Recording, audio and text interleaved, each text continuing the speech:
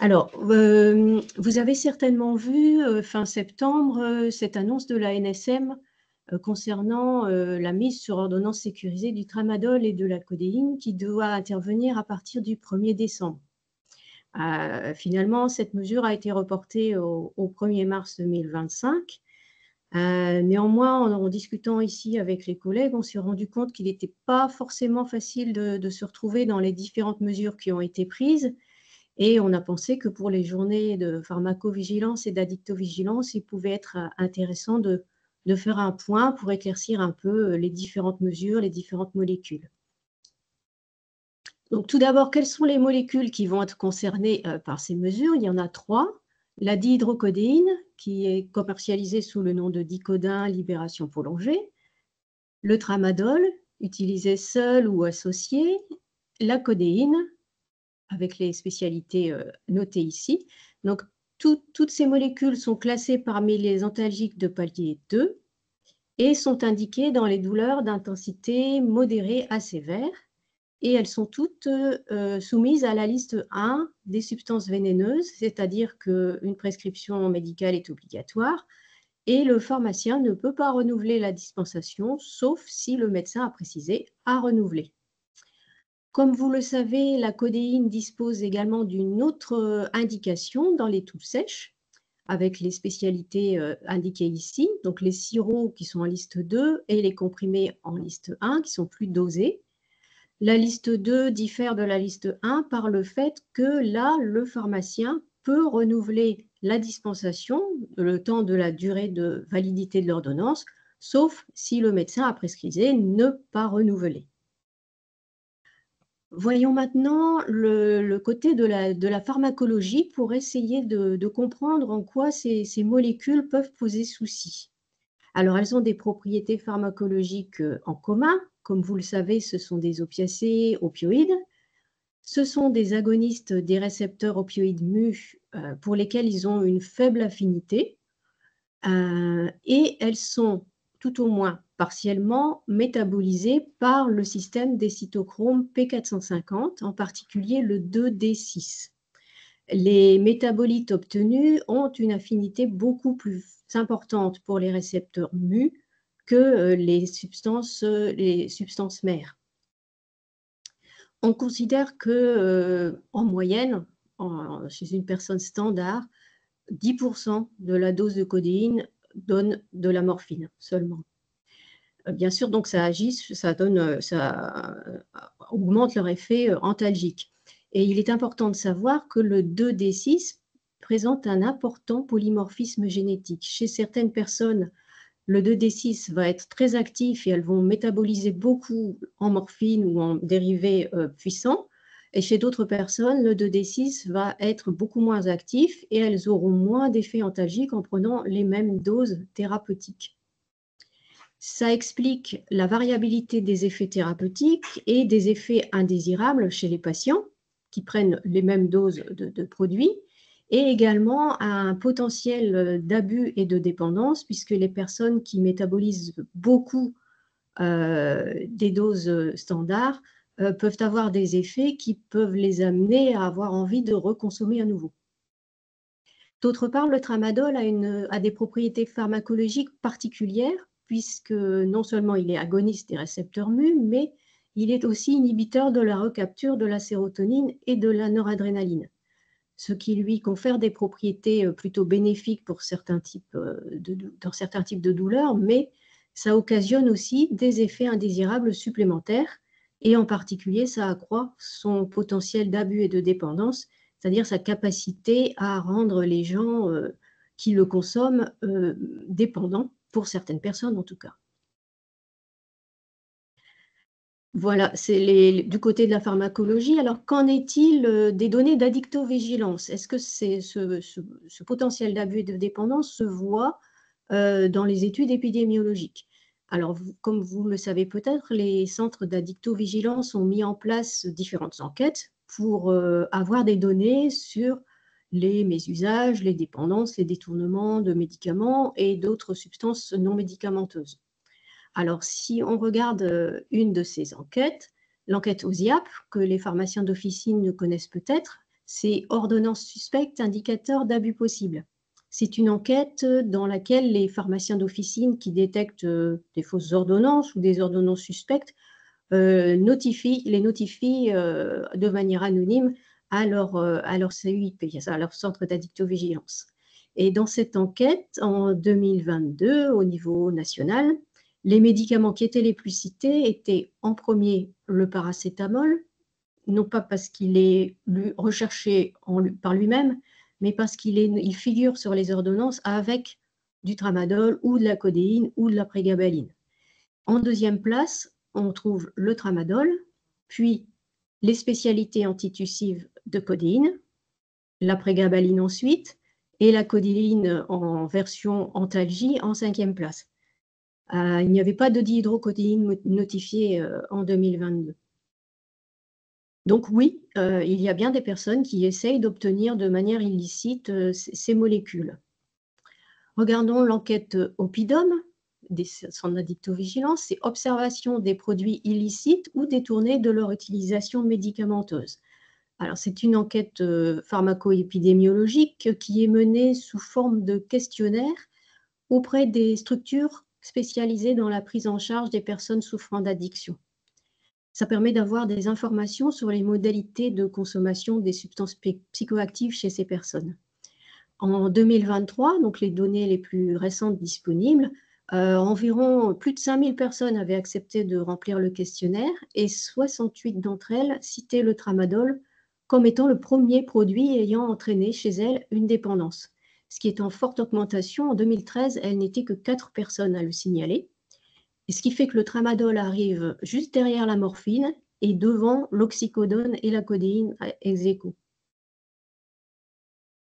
Une autre enquête des centres d'addictovigilance est l'enquête DTA, décès toxiques parentalgiques. C'est une enquête qui recueille les cas de décès en lien avec l'usage de médicaments antalgiques survenant chez des personnes traitées, mais chez qui il n'y a pas de notion d'abus, ni de dépendance, ni de détournement. En 2022, ce sont 139 décès qui ont été notifiés et la première molécule en chiffres retrouvée, c'est le tramadol avec 49 décès, devant la morphine, l'oxycodone et la codéine qui arrive en 4e position. La dihydrocodéine est également citée, elle arrive en 8e position avec 2 décès. Enfin, codéine et tramadol sont suivis par les centres d'addictovigilance pour l'Agence du médicament, l'ANSM. Et si on regarde le suivi du tramadol qui a été ouvert en 2010, on a donc déjà pas mal d'années de recul, ce suivi montre 2 types de mésusages. Le premier type, c'est dans un contexte de douleur, donc des personnes qui présentent des douleurs, qui sont traitées par du tramadol et qui n'arrivent pas à cesser leur consommation en raison de la présence d'importants signes de sevrage. L'autre type de mésusage, c'est un contexte de polyconsommation, donc des personnes qui ne présentent pas de douleur, mais qui mettent à profit les propriétés pharmacologiques qu'on a décrites du tramadol pour obtenir des effets stimulants, euphorisants, parfois des effets anxiolytiques en automédication, entre guillemets. Donc, comme on le voit, ces molécules peuvent poser des soucis de santé publique et des mesures ont déjà été prises par les autorités de santé. Alors, voyons lesquelles. Pour la codéine, la plus ancienne mesure date de 2017.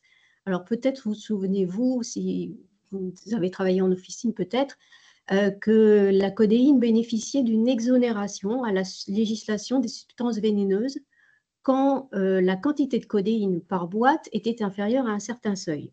Bon, clairement, le pharmacien était autorisé à délivrer une boîte, par exemple de néocodion, sans prescription.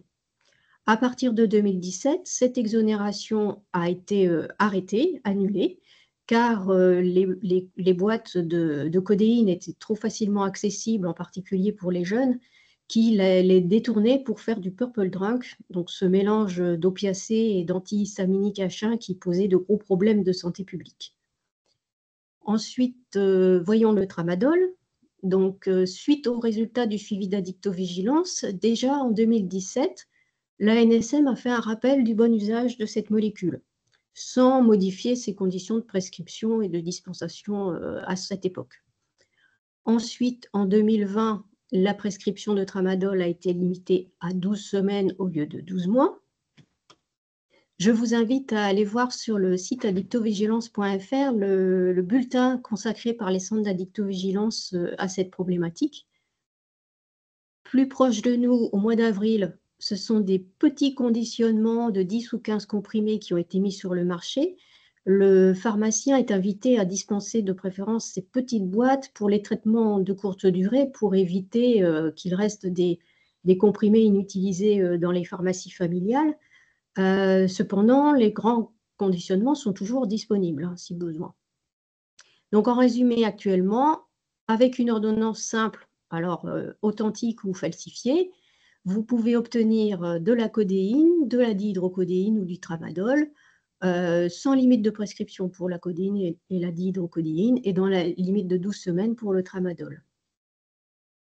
Mais selon les autorités de santé, les mesures qui ont déjà été prises, donc qu'on vient de décrire, n'ont pas permis de réduire suffisamment les mésusages, et elles vont prendre donc de nouvelles mesures pour promouvoir un meilleur usage. Il n'est pas question d'arrêter la commercialisation de ces molécules, ça ne remet pas en question leur efficacité et leur importance, mais les autorités de santé souhaitent quand même limiter les obtentions illicites.